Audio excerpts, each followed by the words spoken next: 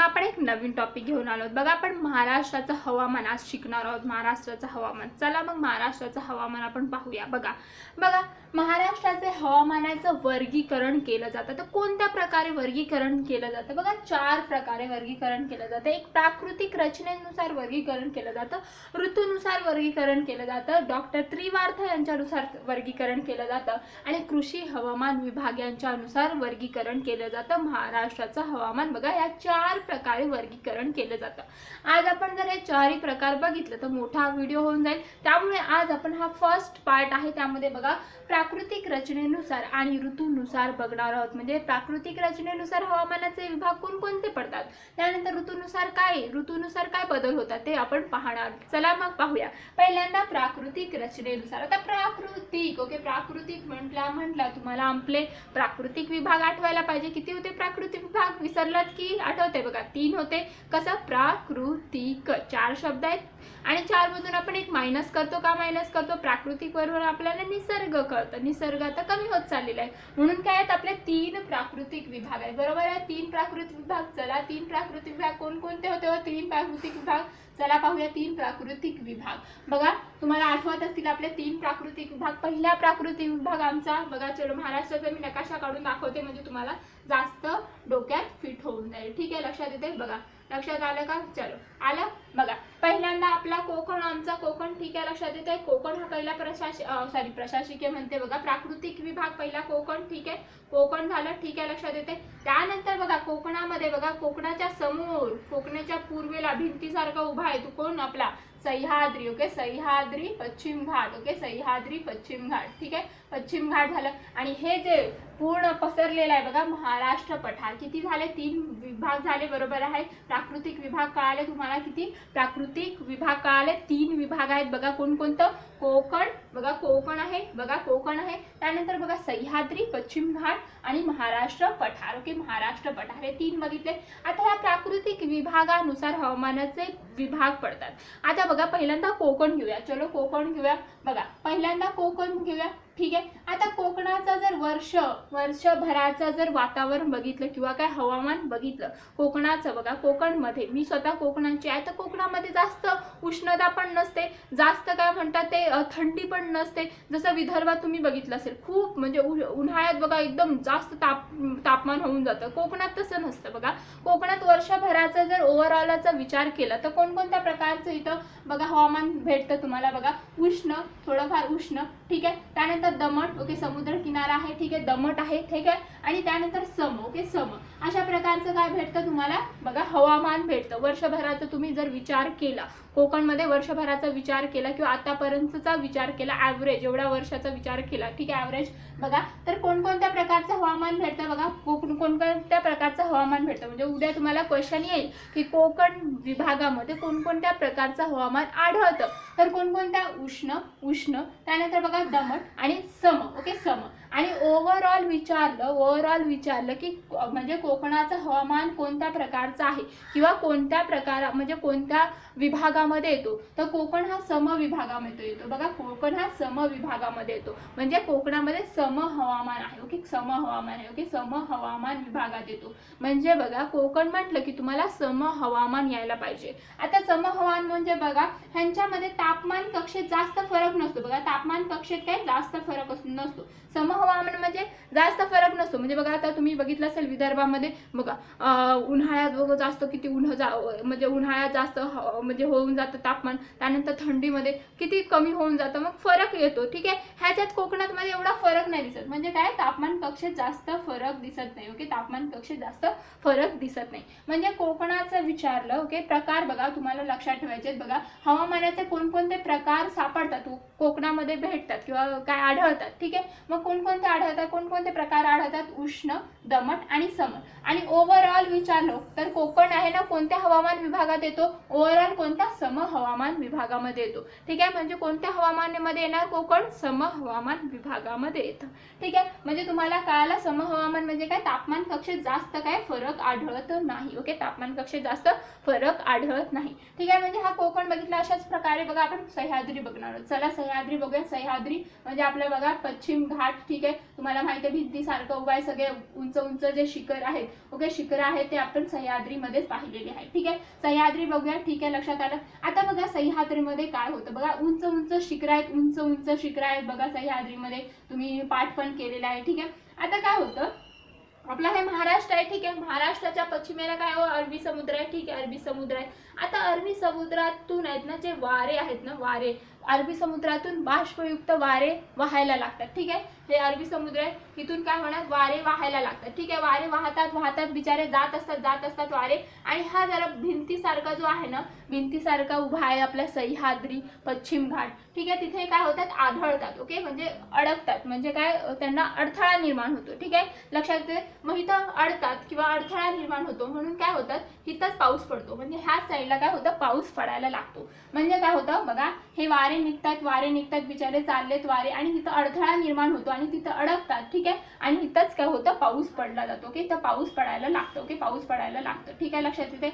मग जिथं अडतात म्हणजे जिथं त्यांना अडथळा निर्माण झालेला आहे, मग अशा प्रकारच्या पावसाला काय म्हटलं जातं, प्रतिरोध पाऊस. ओके, प्रतिरोध पाऊस म्हणजे त्यांना रोध हा सायन्सचा शब्द आहे बघा, रोध, आपण रेजिस्टन्स वगैरे बघा, रोध म्हणजे अडथळा निर्माण होतो आणि काय, पाऊस पडतो. ठीक आहे, मग ह्याला काय म्हटलं जातं, प्रतिरोध प्रकारचा पाऊस, म्हणजे प्रतिरोध पाऊस म्हटला जातो. ओके, प्रतिरोध पाऊस पडला जातो. म्हणजे सह्याद्रीमध्ये किंवा सह्याद्रीच्या बघा ह्या साईडला बघा इथं हा पाऊस पडतोय. ठीक आहे, हा सह्याद्रीचा एक साईड झाला, एक साईडला पाऊस पडतोय आणि हा साईडला पाऊस पडत नाही. मग हा काय झाला, पर्जन्य छायेचा प्रदेश झाला. म्हणजे जिथं छाया म्हणजे पर्जन्य छायेचा प्रदेश म्हणजे काय, जिथं पर्जन्यच पडत नाही, आणि ह्या साईडला काय होतं, पर्जन्य पडायला लागतं. दोन साईड पडतात ना बघा, ह्या साईडला पाऊस पडतोय, इकडे वारे पोहोचले, पण तिथं तर पाऊस ऑलरेडी इथं पाडून झालेले आहे. ठीक आहे, लक्षात येते. मग हे काय झालं, पर्जन्य छायेचा प्रदेश, हा काय झाला, पर्जन्ययुक्त प्रदेश, म्हणजे इथं पर्जन्य जास्त पडणार. ठीक आहे, लक्षात येते. आणि ह्याला कोणत्या प्रकारचं म्हटलं जातं, प्रतिरोध पाऊस म्हटलं जातं. कोणता,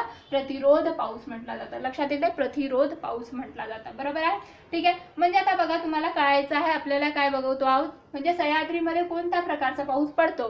ठीक आहे, लक्षात येते. मग कोणत्या प्रकारचा प्रतिरोध पाऊस पडतो हे लक्षात ठेवायचं आहे तुम्हाला. ठीक आहे, आता बघा सह्याद्री तुम्हाला माहिती आहे पश्चिम घाट आता उंच आहे, आणि जसं जसं तुम्ही समुद्र सपाटीपासून उंच उंच जाल तसं बघा तापमान कमी कमी होत जातं, थंड असतं. ठीक आहे, लक्षात येतं, थंड आहे. ठीक आहे, लक्षात येते. आणि इथं पाऊस पडतोय, सह्याद्री बघा प्रतिरोध प्रकारचा पाऊस पडलेला आहे, म्हणजे हवामानामध्ये काय असणार, आर्द्रता असणार. ठीक आहे, म्हणून थंड आणि आर्द्र. म्हणजे कोणत्या प्रकारचं हवामान आहे बघा, हवामान कोणत्या प्रकारचं आढळतं, जसं तुम्ही बघितलं कोकणमध्ये बघा उष्ण आढळतं, दमट आढळतं आणि सम आढळतं. म्हणजे कोणत्या कोणत्या प्रकारचं हवामान आढळतं, उष्ण, दमट आणि सम. तसंच सह्याद्रीमध्ये थंड आणि आर्द्र प्रकारचं काय आढळतं, हवामान आढळतं. म्हणजे हवामानाचे प्रकार कोणते पडतात बघा, थंड आणि काय, आर्द्र. ओके, थंड आणि आर्द्र. ठीक आहे, लक्षात येते, थंड आणि आर्द्र. आणि ओव्हरऑल कोणत्या विभागामध्ये येतो, सह्याद्रीला कोणत्या विभागात टाकलेला आहे, जसं ओव्हरऑल कोकणाला सम विभागात टाकलेलं आहे. ओके, सम विभागात टाकलं. ठीक आहे, हवामान विभागात टाकलं ना, सम हवामान विभागात टाकलेला आहे. ठीक आहे, सम हवामान विभागात टाकलं कोकणाला. तसंच सह्याद्रीला कोणत्या विभागात टाकलेलं आहे, थंड हवामान विभागात. ओके, थंड हवामान विभागात. ओके, थंड हवामान विभागात टाकलेला आहे. ठीक आहे, लक्षात येते. म्हणजे आतापर्यंत तुम्ही बघितलं कोकण म्हटलं की तुम्हाला कोकणामध्ये कोणकोणत्या हवामानाचे प्रकार दिसतात बघा, उष्ण, दमट, त्यानंतर सम. आणि ओव्हरऑल कोणत्या विभागात येतात. ओके, कोणता विभाग आहे कोकणाचा, सम हवामान विभाग आहे. ठीक आहे, लक्षात येते. आणि बघा सह्याद्रीमध्ये कोणकोणत्या प्रकारचं हवामान भेटतात बघा, प्रकारचं कोणकोणत्या भेटतात, म्हणजे थंड पण भेटतं आणि आर्द्र हवामानाचा प्रकार आहे. आणि ओव्हरऑल कोणत्या त्या विभागात टाकलेला आहे, तर थंड विभागामध्ये टाकलेला आहे. ठीक आहे, थंड हवामान विभागामध्ये टाकलेला आहे. ठीक आहे, आता सह्याद्री कळालं तुम्हाला. ठीक आहे, आता नेक्स्ट कोणता, महाराष्ट्र पठार. तुम्हाला माहिती आहे महाराष्ट्र पठार म्हटलं की तुम्हाला मराठवाडा विदर्भ दिसायलाच पाहिजे. ठीक आहे, मग तुम्हाला आपोआप कळून जाईल. ठीक आहे, आता महाराष्ट्र पठार घेते मी, महाराष्ट्र पठार. ठीक आहे, महाराष्ट्र पठार. ठीक आहे, आता बघा महाराष्ट्र पठारामध्ये ओव्हरऑल विचार केला मी तर बघा कोणकोणत्या हवामान प्रकार कोणकोणते भेटतात, जसं कोकणामध्ये बघा उष्ण, दमट आणि सम आहे. तिथे बघा कोणकोणते हवामान भेटतात बघा, उष्ण तर असणारच बघा, उष्णता असतेच. ठीक आहे, कोरडे अजून कोणते, कोरडे. त्यानंतर बघा विषम. ओके, कोरडे आणि विषम बघा, कोरडे आणि विषम बघा तुम्ही बघायचं आहे तुम्हाला. बघा तुम्हाला फरक कळून येतोय का बघा, आमच्या कोकणामध्ये उष्णता आहे. ठीक आहे, दमट हवामान आहे आणि सम हवामान आहे. ठीक आहे, आणि इकडं महाराष्ट्र पठार म्हणजे विदर्भ मराठवाड्यामध्ये घेतलं की उष्णता तर आहे आणि तिथे जास्त पाऊस पण पडत नाही, कोरडं आहे, ठीक आहे, कोरडे आहे हवामान आणि विषम हवामान आहे. विषम का? कारण तापमान कक्षेत खूप जास्त फरक असतो बघा. उन्हाळ्यात खूप जास्त तापमान, थंडीमध्ये खूप जास्त थंडी, मग काय तापमान कक्षेत खूप जास्त फरक असतो, ठीक आहे, लक्षात येते. म्हणजे हे विषम हवामान आहे, ठीक आहे. तापमान कक्षेत काय होतं, जास्त फरक असतो, ओके, जास्त फरक असतो म्हणजे काय, जास्त फरक दिसून येतो, ठीक आहे, दिसून येतो. लक्षात आलं. म्हणजे महाराष्ट्र पठारामध्ये ओव्हरऑल, महाराष्ट्र पठाराला ओव्हरऑल कोणत्या हवामान विभागामध्ये टाकलेलं आहे, तर बघा जसं तुम्ही बघितलं की कोकणाला समहवामान विभागामध्ये टाकलं, सह्याद्रीला थंड हवामान विभागामध्ये, तर महाराष्ट्र पठाराला बघा विषम हवामान विभागामध्ये टाकलेलं आहे, विषम हवामान विभागामध्ये टाकून दिलेलं आहे, हे विषम हवामान विभागामध्ये टाकलं, ठीक आहे, लक्षात येते. म्हणजे तुम्हाला कळालं का? बघा हवामानाचे प्रकार म्हटलं की, हवामानाचे प्रकार म्हटलं की सगळं विचार करायचं की हा कोकणामध्ये कोणते कोणते हवामानाचे प्रकार आहेत. उष्णता आहे, चलो दमट आहे, समुद्र किनारा आहे, ठीक आहे, नंतर सम आहे, ठीक आहे, हे हवामानाचे प्रकार झाले. आणि ओव्हरऑल कोणत्या हवामान विभागात टाकलेले आमच्या कोकणाला, तर ते सम विभागात टाकलेलं आहे, ठीक आहे, सम हवामान विभागामध्ये. त्यानंतर सह्याद्रीकडे जाऊया. सह्याद्रीकडे तुम्हाला पाऊस कळून जाईल की हा चलो प्रतिरोध पाऊस पडतो म्हणजे पाऊस आहे, पावसाळा आहे म्हणजे आर्द्र असणार, ठीक आहे. आणि म्हणजे कोणकोणते हवामानाचे प्रकार आढळतात, हवामानाचा प्रकार म्हटलं की ओव्हरऑल विचार करायचं, कोणकोणते थंड आणि आर्द्र हवामानाचे प्रकार आढळून येतात. आणि ओव्हरऑल कोणत्या विभागात टाकलेलं आहे, सह्याद्रीला कोणत्या हवामान विभागात टाकलेला आहे, थंड हवामान विभागामध्ये टाकलेलं आहे. जसं जसं तुम्ही उंच जाल म्हणजे वर जाल तसं जसं काय होतं, तापमान कमी होत जातं, ठीक आहे, लक्षात येते. त्यानंतर बघा महाराष्ट्र पठार. महाराष्ट्र पठार घेऊया. चलो महाराष्ट्र पठार आहे, ठीक आहे. महाराष्ट्र पठारामध्ये कोणकोणत्या प्रकारचं हवामान, कोणकोणत्या प्रकारचं आहे, उष्ण आहे, कोरडा आहे आणि विषम आहे, ठीक आहे. आणि ओव्हरऑल कोणत्या विभागात टाकून दिलेला आहे, ठीक आहे, म्हणजे हवामान विभाग कोणत्या हवामान विभागात टाकून दिलेला आहे, तर विषम हवामान विभाग. म्हणजे सम हवामान विभाग म्हटलं की कोकण आठवायला पाहिजे, थंड हवामान विभाग म्हटलं की आमचं सह्याद्री आठवायला पाहिजे आणि महाराष्ट्र पठार काय विषम हवामान. विषम हवामान म्हटलं की आमचं विदर्भ आणि मराठाच आठवायला पाहिजे, ठीक आहे, लक्षात येते. आणि बघा हवामानाचे प्रकार तुम्हाला लक्षात ठेवायचे. कोकणमध्ये हवामानाचे प्रकार आणि उष्ण आहे, त्यानंतर बघा सम आहे, त्यानंतर बघा दमट आहे, त्यानंतर सह्याद्रीमध्ये हवामानाचे प्रकार थंड आहे, आर्द्र आहे, ठीक आहे, लक्षात येते. त्यानंतर महाराष्ट्र पठारामध्ये बघा उष्ण आहे, कोरडा आहे आणि काय आहे, विषम आहे, ठीक आहे, लक्षात आलं. म्हणजे आता कळालं तुम्हाला कशी आहे रचना, ठीक आहे, लक्षात आलं. म्हणजे हा आपण प्राकृतिक रचनेनुसार हवामानाचे विभाग बघितले. कोणकोणते हवामानाचे विभाग पडतात, सम, थंड आणि विषम. आता सम म्हटलं की कोणतं, कोकण आठवायला पाहिजे, विषम म्हटलं की महाराष्ट्र पठार आठवायला पाहिजे, थंड म्हटलं की काय आठवायला पाहिजे, सह्याद्री आठवायला पाहिजे. प्राकृतिक रचनेनुसार कळालं, हेच तुम्हाला लक्षात ठेवायचं, हेच तुमचं की पॉइंट आहे. उद्या म्हणजे कंबाईन गट कला आला होता गेल्याच वर्षी क्वेश्चन की कोकणाचे हवामान सांगा, म्हणजे कोणतं आहे हवामान, कोणत्या विभागामध्ये येतं किंवा कोकणामध्ये कोणत्या प्रकारचे हवामान भेटतात. प्रकारचे म्हटलं की हे सगळं आठवायचं, उष्ण, दमट, सम, ठीक आहे, लक्षात येते. आणि ओव्हरऑल कोणत्या विभागात टाकलेलं आहे तर सम, ठीक आहे, लक्षात आलं. इथं प्रकार म्हटलं की आर्द्र आणि थंड आठवायला पाहिजे, ओव्हरऑल म्हटलं की थंड.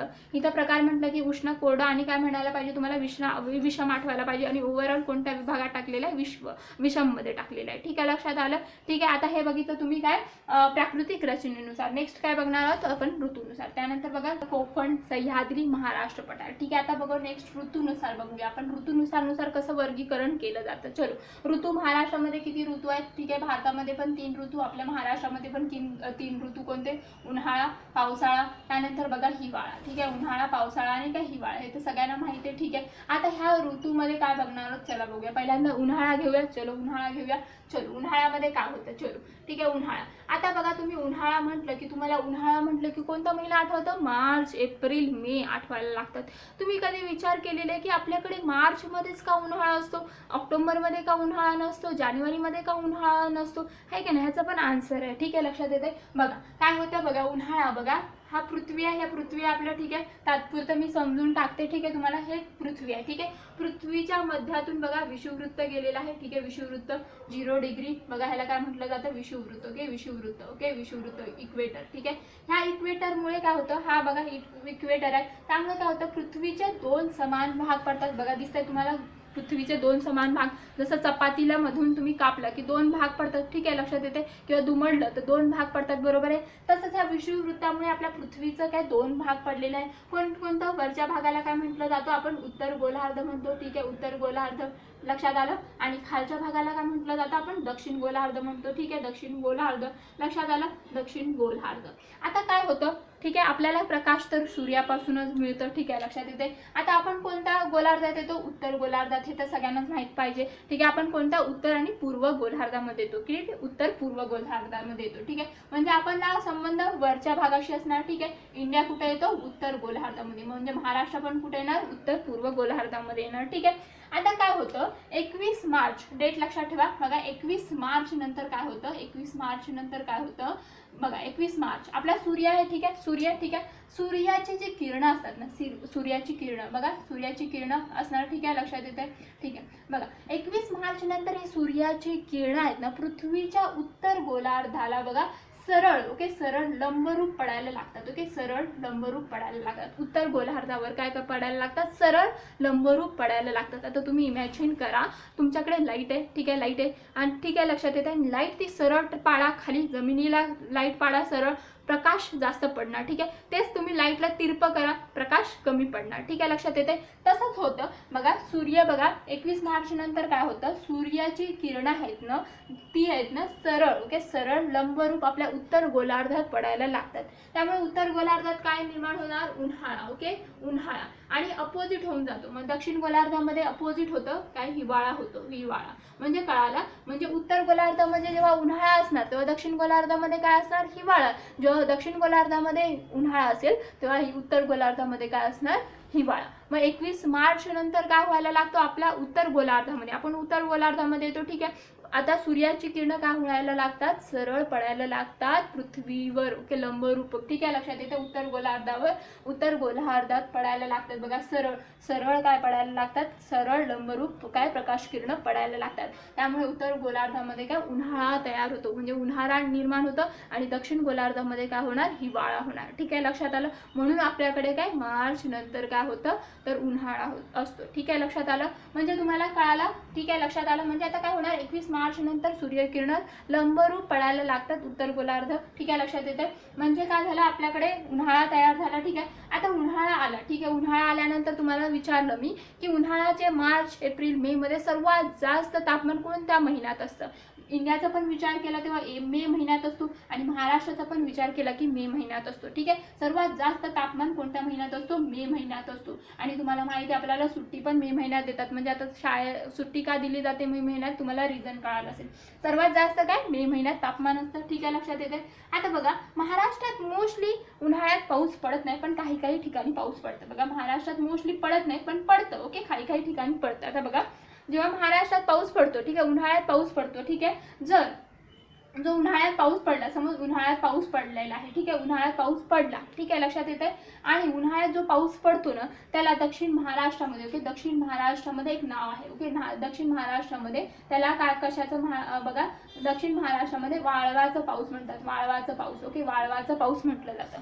म्हणजे उन्हाळ्यात पाऊस पडतो, ठीक आहे, मोस्टली पडत नाही पण पडला, ठीक आहे, लक्षात येते. पडलं महाराष्ट्रामध्ये, दक्षिण महाराष्ट्रामध्ये त्याला कोणतं पावसाने ओळखलं जातं? वाळवाचा पाऊस. म्हणजे वाळवाचं, म्हणजे जोड्या लावामध्ये विचारू शकतात, वाळवाचा पाऊस. त्यानंतर आंबेसरी कुठं म्हटलं जातं, ठीक आहे. म्हणजे दक्षिण महाराष्ट्रामध्ये काय? वाळवाचा पाऊस म्हटलं जातं. उन्हाळ्यामध्ये जेव्हा पाऊस पडतो ना, तेव्हा वाळवा म्हटलं जातं दक्षिण महाराष्ट्रामध्ये. तुम्ही असं लक्षात ठेवू शकता, दक्षिण महाराष्ट्रामध्ये, महाराष्ट्राचा नकाशा आठवा. दक्षिण महाराष्ट्र म्हटलं की बघा, सिंधुदुर्ग, कोल्हापूर, सांगली वगैरे येतात, आणि सांगलीमध्ये वाळवा हा तालुका आहे. मग त्यामुळे तुम्ही वाळवा लक्षात ठेवू शकता, वाळवा, ठीक आहे. आणि कोकणात आमच्या कोकणात काय म्हटलं जातं? ह्या उन्हाळ्याच्या पावसाला काय म्हटलं जातं? उन्हाळ्यात पाऊस पडला की आमच्याकडे काय म्हटलं जातं? आंबेसरी. आंबेसरी हे तर खूपच सोपं लक्षात राहायला बघा.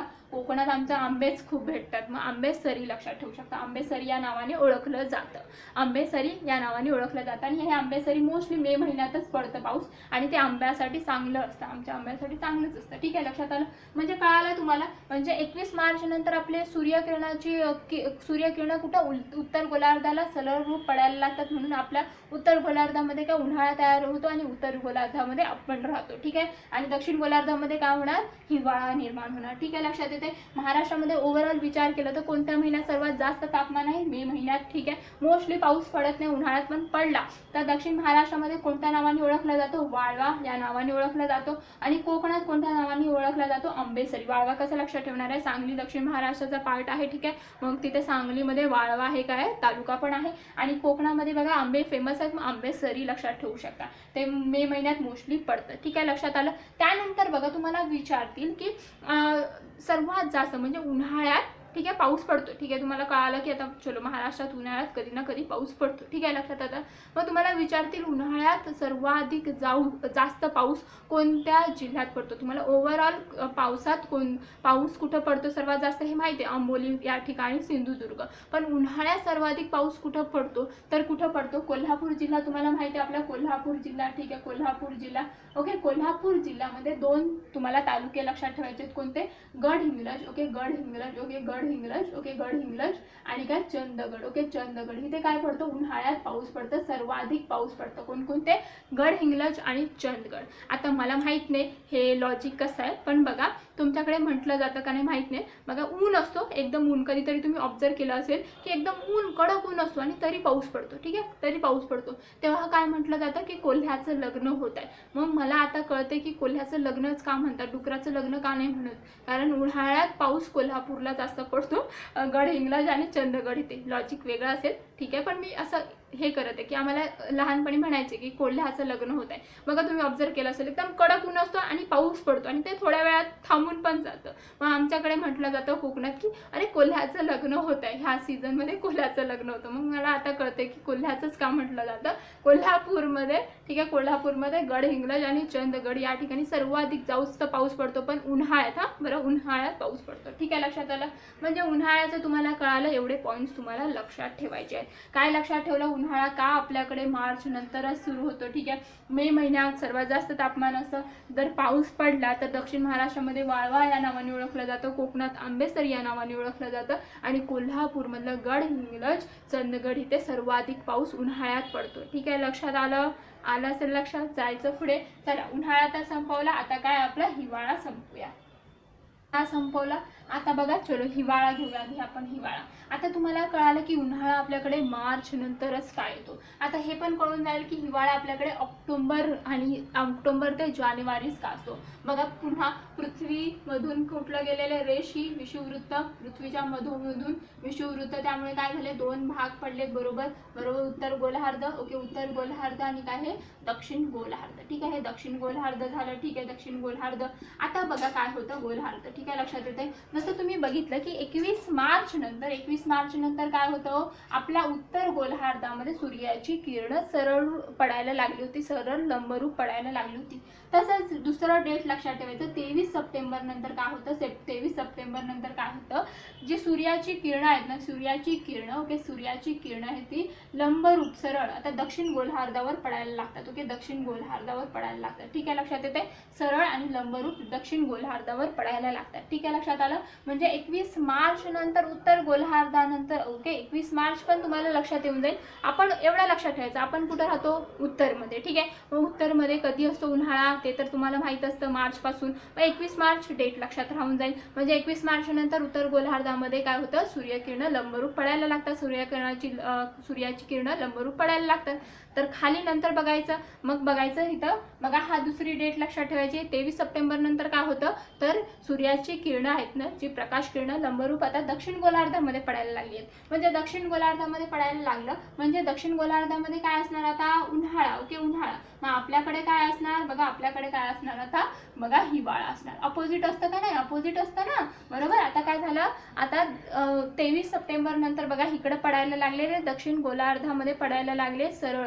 ठीक आहे, म्हणजे सूर्याची किरण ही सरळ रूप ओके सरळ लंबरूप कुठे पडायला लागले दक्षिण गोलार्धामध्ये. दक्षिण गोलार्धामध्ये काय झालं उन्हाळा. म्हणजे उत्तर गोलार्धामध्ये काय झाला हिवाळा. म्हणजे कळालं आपल्याकडे ऑक्टोबर ते जानेवारी मध्येच का हिवाळा असतो. आता रिझन कळालं असेल. ठीक आहे, म्हणजे बघा आपल्याकडे ऑक्टोबर ते जानेवारी मध्ये काय असतं आपलं हिवाळा. म्हणजे मोस्टली फेब्रुवारी पर्यंत पण असतो. ठीक आहे, फेब्रुवारी आपण धरू शकतो. ठीक आहे, म्हणजे ऑक्टोबर ते फेब्रुवारी काय असतं आपल्याकडे ऑक्टोबर ते फेब्रुवारी हिवाळा असतो. ठीक आहे, आता हिवाळ्यामध्ये पाऊस पडतो, ठीक आहे. कुठे पडतो बघा, विदर्भातल्या लोकांना माहिती असेल, विदर्भाच्या साईडला बघा ऑक्टोबर ते जानेवारीमध्ये थोडंफार पाऊस पडतो, जास्त नाही पण थोडंफार पाऊस पडतो विदर्भात, ठीक आहे. लक्षात येत आहे बघा, तुम्हाला लक्षात ठेवायचं आहे बघा. विदर्भ आहे, ठीक आहे, तिथे कुठं हिवाळ्यात थोडाफार पाऊस पडतो आणि ते कोणत्या वाऱ्यामुळे पडतं, ईशान्य मोसमी वाऱ्यामुळे पडतं. बघा तुम्हाला विचारू शकतात की हिवाळ्यामध्ये विदर्भामध्ये पाऊस पडतो तो कोणत्या मोसमी वाऱ्यापासून पडतो किंवा कोणत्या वाऱ्यापासून पडतो, तर ईशान्य मोसमी वाऱ्यापासून पडतो. आता हे काय असतं ते मी तुम्हाला सांगणार आहे. पावसाळा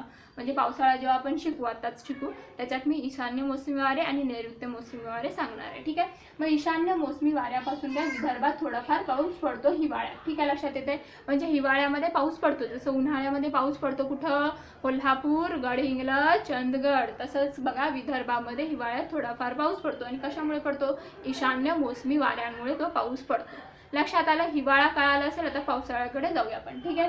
म्हणजे हिवाळा कळाला, उन्हाळा कळाला, तर पावसाळ्याच्या आधी 2 वारे शिकूया, 2 वारे, ठीक आहे. बघा पावसाळा बघा, त्याच्या आधी बघा एक नैऋत्य मोसमी वारे, एक नैऋत्य मोसमी वारे काय असतात, नैऋत्य मोसमी वारे, ठीक आहे, मोसमी वारे, ओके. आणि ईशान्य मोसमी वारे, जे मी आता म्हटलं की विदर्भात ईशान्य मोसमी वाऱ्यापासून पाऊस पडतो, ठीक आहे.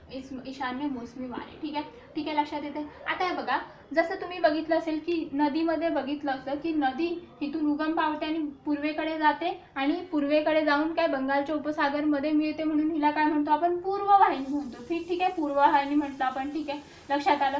पण वाऱ्यामध्ये कसं होतं जरा बघा, चलो दिशा बघून घेऊया आपण. बघा हे काय झालं, उत्तर झालं, ठीक आहे, दक्षिण झालं, पूर्व झालं आणि पश्चिम झालं, ठीक आहे. इथं काय झालं, वाई आणि काय तर आई, ओके, ठीक आहे. आणि आई आणि इथं नैऋत्य, ठीक आहे. लक्षात येते, ओके. आता नैऋत्य ईशान्य वारे, ओके सॉरी, नैऋत्य ईशान्य वारे म्हणजे कोणकोणते आहेत, कसे ओळखायचे बघा.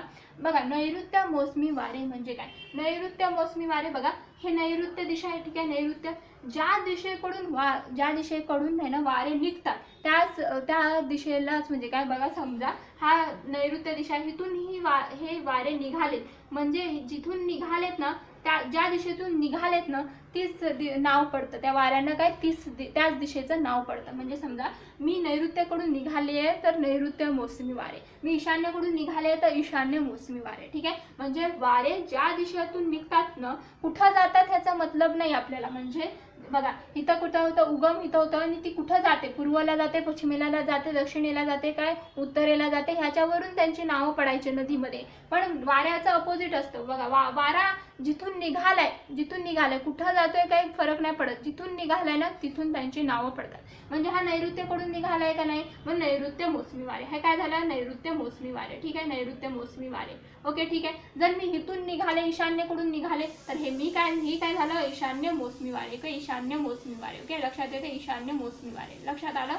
म्हणजे जिथून वारे निघतात तिथून काय नावं पडतात, त्या दिशेतून नावं पडतात, म्हणजे त्या दिशेवरून नावं पडतात. म्हणजे समजा मी नैऋत्याकडून निघाले, म्हणजे वारे नैऋत्याकडून निघाले तर नैऋत्य मोसमी वारे, ईशान्येकडून निघाले तर ईशान्य मोसमी वारे, ओके. लक्षात येते. नदीमध्ये कसं असायचं, उगम व्हायचं एका साईडला, ती जिथं जाते ना तिथून काय त्या साईडचं म्हणजे त्या दिशेचं नाव पडायचं. म्हणजे उगम आहे तिचं समजा ह्या साईडला आणि ती जात आहे पूर्वेला, मग ती कुठं जाते याच्यावरून तुम्ही पूर्ववाहिनी ठरवलं होतं. पश्चिमेला जात असेल तर ती पश्चिम वाहिनी होती, उत्तरेला जात असेल तर उत्तर वाहिनी, दक्षिणेला येत असेल तर दक्षिण वाहिनी. पण वाऱ्यामध्ये तसं नसतं बघा. वारे जिथून निघतात, ज्या दिशेतून निघतात त्याच दिशेचं नाव पडतं. म्हणजे नैऋत्याकडून निघाले वारे तर नैऋत्य मोसमी वारे, ईशान्येकडून निघाले तर ईशान्य मोसमी वारे. म्हणजे हे कळालं तुम्हाला, नैऋत्य मोसमी वारे म्हणजे काय आणि ईशान्य मोसमी वारे म्हणजे काय, ठीक आहे. दोघांमधला फरक काय, ओके, दोघांमधला फरक काय, ठीक आहे. लक्षात येतोय. आपल्या भारताचा विचार करायचा आहे आपल्याला आणि महाराष्ट्राचा विचार करायचा आहे, ठीक आहे. आता भारताचा आणि महाराष्ट्राचा विचार करायचा आहे. मग बघा नैऋत्य मोसमी वारेमध्ये भारतात, ओके, भारतात म्हणजे भारतात आणि आपल्या महाराष्ट्रामध्ये काय पाऊस पडतो, ठीक आहे. म्हणजे पाऊस येतो, ठीक आहे. लक्षात येते. हे नैऋत्य मोसमी वाऱ्यामुळे काय आपल्या भारतात किंवा महाराष्ट्रात काय होतं, पाऊस पडतो, की पाऊस पडतो, ठीक आहे. लक्षात येते. नैऋत्य मोसमी वाऱ्यांपासून काय होतं, आपल्याकडे काय होतं तर पाऊस पडतो, ठीक आहे. म्हणजे आपल्यासाठी नैऋत्य मोसमी वारे काय झालं, चांगले झाले. म्हणजे उद्या क्वेश्चन येईल की महाराष्ट्रामध्ये कोणत्या वाऱ्यापासून पाऊस पडतो, तर ठीक आहे, कोणता, नैऋत्य मोसमी वाऱ्यापासून पाऊस पडतो, ठीक आहे. भारतामध्ये पण नैऋत्य मोसमी वाऱ्यापासून पाऊस पडतो, ठीक आहे. लक्षात येते. आणि ईशान्य मोसमी वाऱ्यापासून आपल्याकडे पाऊस पडतो, पण खूप कमी प्रमाणात, की खूपच कमी प्रमाणात पडतो पाऊस, ठीक आहे. लक्षात येते. खूपच कमी प्रमाणात पाऊस पडतो. लक्षात आलं. जास्त पडत नाही, खूप कमी प्रमाणात पाऊस पडतो. म्हणजे तुम्हाला एवढंच लक्षात ठेवायचं आहे की आपल्याकडे पाऊस कोणत्या वाऱ्यापासून पडतो, नैऋत्य मोसमी वाऱ्यापासून. आणि ईशान्य मोसमी वाऱ्यापासून पाऊस पडतो, पण खूप थोड्या प्रमाणात पाऊस पडतो. लक्षात आलं? ठीक आहे, लक्षात येते. म्हणजे आता तुम्हाला हे वारे कळालं आणि कोणत्या दिशेला, म्हणजे ज्या दिशेतून ते जातं ना त्या दिशेतून म्हणजे जिथून वारे निघतात त्या दिशेचं नाव पडलं जातं. ठीक आहे, लक्षात येते. आता बघा पावसाळा घेतोय आपण, पावसाळा. ठीक आहे, पावसाळा महाराष्ट्रामध्ये पावसाळ्याची स्थिती बघतोय आपण. ठीक आहे, लक्षात येते. आता बघा महाराष्ट्रामध्ये जर 100% पाऊस पडत असेल, ठीक आहे, 100% पाऊस पडत असेल तर त्यातील 85% पाऊस बघा, 85% नैऋत्य मोसमी वाऱ्यापासून पडतो. तुम्हाला म्हटलं होतं मी, बरोबर आहे, नैऋत्य मोसमी वाऱ्यापासून पडतो. ठीक आहे, लक्षात येते. नैऋत्य मोसमी वाऱ्यापासून पडतं. किती? 85% हे कोणत्या वाऱ्यापासून? नैऋत्य मोसमी वाऱ्यापासून पडतं. लक्षात आलं? आहे 85% पाऊस पडतो. जर 100 पैकी किती? 85% पाऊस कुठून? नैऋत्य मोसमी वाऱ्यापासून पडतो. ठीक आहे, ओके, लक्षात आलं. त्यानंतर बघा हे नैऋत्य मोसमी वारे, भारताचा विचार केला आणि हे नैऋत्य मोसमी वारे बघा 1 जूनला, ओके, 1 जूनला केरळपर्यंत पोहोचतात. ठीक आहे, केरळपर्यंत पोहोचले. ठीक आहे, बघा पूर्ण भारताचा आपण विचार करतोय तेव्हा हे नैऋत्य मोसमी वारे आहेत ना 1 जूनपर्यंत केरळपर्यंत पोहोचतात. ठीक आहे, त्यानंतर बघा 10 जूनपर्यंत आपल्या मुंबईला येतात. ओके, मुंबईपर्यंत पोहोचून जातात. ठीक आहे, आणि 15 जुलैपर्यंत पूर्ण भारतात पाऊस पडून जातो. ओके, पूर्ण भारतात पाऊस पडून जातो. म्हणजे डेट पण फिक्स आहेत बघा, डेट पण फिक्स आहेत बघा. नैऋत्य मोसमी वारे 1 जूनपर्यंत बघा केरळपर्यंत पोहोचतात. त्यानंतर 10 जूनपर्यंत बघा मुंबईपर्यंत पोहोचतात आणि 15 जुलैपर्यंत पूर्ण पाऊस होऊन जातो. म्हणजे पूर्ण भारतात काय होतं? पाऊस पडून जातो ह्या मोसमी वाऱ्यापासून. म्हणजे तुम्हाला कळालं नैऋत्य मोसमी वारे काय, ईशान्य मोसमी वारे काय, जिथून निघतात तिथून ते त्या दिशेचं नाव पडतं. लक्षात आलं? त्यानंतर तुम्हाला कोणी क्वेश्चन विचारलं बघा, क्वेश्चन विचारलं की महाराष्ट्रामध्ये सर्वात जास्त पाऊस कुठं पडतो, तर तुम्हाला माहिती आहे आंबोली, सिंधुदुर्ग. ठीक आहे, आंबोलीमध्ये बघा किती पडतो? 745 सेमी. ओके ओके, ठीक आहे, लक्षात येते 745 सेमी. त्यानंतर बघा एक हा पहिला रँक तुम्हाला माहित असतो की आंबोलीमध्ये सर्वात जास्त पडतो, पण दुसरी रँक त्याच्या खालोखाल कुठे पडतो तर बघा महाबळेश्वर. ओके, महाबळेश्वरला पडतो. ओके, महाबळेश्वर. ओके, महाबळेश्वर. लक्षात आलं? महाबळेश्वरमध्ये किती? 623 सेमी. Okay, 623 semi. त्यानंतर थर्ड त्याच्या खालोखाल कुठं पडतो ते पण माहित असायला पाहिजे, गगनबावडा. ओके, गगनबावडा कुठं हो? गगनबावडा आपला कोल्हापूर. ओके, गगनबावडा. ठीक आहे, बघा तिथं उन्हाळ्यात पाऊस पडतो गडहिंग्लज आणि चंदगड. इथं बघा ओव्हरऑल पाऊस कुठं पडतोय हा बघा, पावसाळ्यात पाऊस कुठं पडतोय सर्वात जास्त? गगनबावडामध्ये. ठीक आहे, लक्षात येतं हे किती? 621 सेमी. Okay, 621 semi. म्हणजे तुम्हाला कळालं की महाराष्ट्रामध्ये सर्वात जास्त पाऊस कुठं पडतो? आंबोली, सिंधुदुर्ग. किती? 745 सेमी. ठीक आहे, लक्षात येते. त्यानंतर त्याच्या खालोखाल महाबळेश्वर 623 सेमी. त्यानंतर बघा तिसरा नंबर त्याच्या खालोखाल गगनबावडा 621 सेमी. म्हणजे तुम्हाला हे सेमी नाही लक्षात आले तरीही रँक लक्षात ठेवा, आंबोली, महाबळेश्वर आणि गगनबावडा. लक्षात आलं? बघा 2018ला तर महाबळेश्वरला सर्वात जास्त पाऊस पडला होता. 2018 साली महाबळेश्वरच्या इथं सर्वात जास्त पावसाची नोंद झाली होती. पण ओव्हरऑल आपण विचार करतोय मग सर्वात जास्त कुठे? आंबोली, सिंधुदुर्ग, त्यानंतर महाबळेश्वर आणि गगनबावडा. ठीक आहे, हे तर तुम्हाला माहित झालं. आता त्यानंतर बघा सर्वात कमी तर माहित असायला पाहिजे. ठीक आहे, सर्वात कमी पाऊस कुठं पडतो? तर सर्वात कमी पाऊस कुठं पडतो? सर्वात कमी पाऊस बघा तुम्हाला लक्षात ठेवायचं आहे अकलूज. अकलूज कुठं आहे? सोलापूर. ओके, अकलूज. ओके, अकलूज येथे पडतो, सोलापूर. ओके, सोलापूर. म्हणजे सर्वात कमी पाऊस कुठं पडतो? अकलूज, सोलापूर. ओके, अकलूज, सोलापूर. जास्त पाऊस कुठे पडतो बघा? आंबोली, सिंधुदुर्ग, त्याच्या खालोखाल महाबळेश्वर, त्याच्या खालोखाल बघा गगनबावडा. त्यानंतर सर्वात कमी कुठं? अकलूज, सोलापूर. आता सर्वात जास्त दिवस ओके पाऊस कुठे पडतो बघा? जास्त दिवस म्हटलं की बघा तुम्हाला आठवायचं आहे गगनबावडा येथे बघा सर्वात जास्त दिवस पाऊस पडतो. ओके, दिवसाचा विचार केल्यानंतर सर्वात जास्त दिवस पाऊस कुठं पडतो तर गगनबावडा येथे. ओव्हरऑल पाऊस पडण्याचा जर विचार केला तर आंबोली, सिंधुदुर्ग, पण जास्त दिवस म्हटलं की काय? गगनबावडा. ओके, लक्षात यायला पाहिजे कुठे? आपलं कोल्हापूर येथे. ठीक आहे, लक्षात येते. आता जास्त दिवस म्हटल्यानंतर बघा कमी दिवस पण लक्षात ठेवावं लागेल. सर्वात कमी दिवस कुठे पाऊस पडतो बघा? सर्वात कमी दिवस पाऊस बघा कुठे पडतो? सातारामध्ये म्हसवड. ओके, सातारा आहे. ठीक आहे, सातारा जिल्ह्यामध्ये म्हसवड. ओके, म्हसवड या ठिकाणी सर्वात कमी दिवस पाऊस पडतो. ओके, सर्वात कमी दिवस म्हणजे फक्त 20च दिवस पाऊस पडतो. ओके, म्हणजे फक्त 20 दिवस पाऊस पडतो. म्हणजे बघा ओव्हरऑल पाऊस त्यांचा तुम्ही बघितला सर्वात कमीचं बघितलं, सर्वात जास्त दिवस बघितलं, सर्वात कमी दिवस बघितलं. ठीक आहे, लक्षात. नंतर काय होतं, ऑक्टोबरपर्यंत मोसमी वारे निघून गेल्यामुळे काय होतं तर आपल्या महाराष्ट्रामध्ये उकाडा म्हणजे तुम्हाला बघे ऑक्टोबरमध्ये खूप जास्त उकाडा निर्माण होतो, खूप जास्त आपल्याला गरमी देते. ठीक आहे, उकाडा निर्माण होतो ऑक्टोबरमध्ये, म्हणून काय म्हटलं जातं त्याला ऑक्टोबर हीट म्हटलं जातं. म्हणजे ऑक्टोबर हीट म्हणजे काहीच नसतं, ऑक्टोबरमध्ये काय जास्त उकाडा निर्माण होतो. आणि का उकाडा निर्माण होतो, कारण मोसमी वारे निघून गेलेले असतात.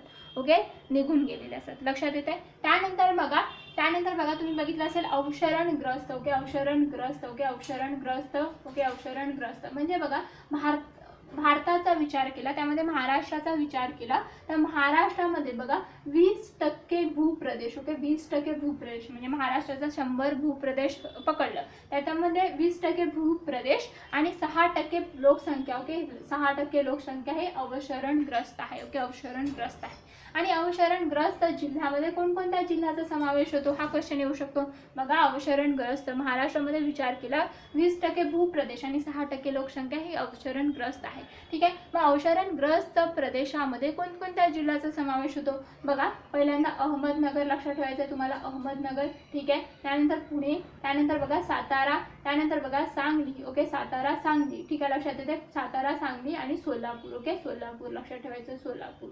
लक्षात आलं, म्हणजे तुम्ही लक्षात ठेवू शकता. बघा, पश्चिम महाराष्ट्रातले 4 कोल्हापूरमध्ये तर तसं पण उन्हाळ्यात पण पाऊस पडतो. गगनबावडा बघा इकडे पाऊस पडतोय. ठीक आहे, कोल्हापूर नाही धरायचं, पश्चिम महाराष्ट्रातले बघा इथं पश्चिम महाराष्ट्रातलं बघा इथलं लक्षात ठेवायचं, किंवा पुणे विभागातलं, पुणे प्रशासकीय विभागामधले 4 पुणे, सातारा, सांगली, सोलापूर आणि अहमदनगर तुम्हाला लक्षात ठेवायचे. हे काय झाले, अवशरणग्रस्त प्रदेश झाले किंवा जिल्हे झाले, ह्या जिल्ह्यांचा समावेश होतो. ठीक आहे, लक्षात येते, आलं लक्षात. म्हणजे कोणकोणत्या बघा, अवशरणग्रस्तामध्ये 20% भूप्रदेशांचा समावेश होतो, 6% लोकांचा समावेश होतो. ठीक आहे, त्यानंतर बघा कोणकोणते जिल्ह्यांचा समावेश होतो, अहमदनगर, पुणे, सातारा, सांगली आणि सोलापूर. मग अवशरणग्रस्त म्हणजे इथे किती पाऊस पडतो, 30 ते 50 सेमी पाऊस पडतो, फक्त 30 ते 50 सेमी पाऊस पडतो. इथे किती, 30 ते 50 सेमी पाऊस पडतो. ठीक आहे, लक्षात येते, 30 ते 50 सेमी पाऊस पडतो. ओके, म्हणजे आज आपण हवामान विभाग बघितलं, प्राकृतिक रचनेनुसार बघितलं, त्यानंतर ऋतूनुसार बघितलं. बघा, प्राकृतिक रचनेनुसार कोकण ओव्हरऑल कोणत्या विभागामध्ये, सम. त्यानंतर बघा तुम्ही बघितलं होतं सह्याद्रीला थंड हवामान विभागामध्ये टाकलं, त्यानंतर महाराष्ट्र पठाराला विषम हवामान विभागामध्ये, त्यानंतर उन्हाळा बघितला, पावसाळा बघितला आणि हिवाळा बघितलं. जर तुम्हाला व्हिडिओ आवडत असेल तर तुम्ही सबस्क्राईब करणारा, शेअर करणारा, कमेंट करणारा, लाईक करणारा. Thank you so much.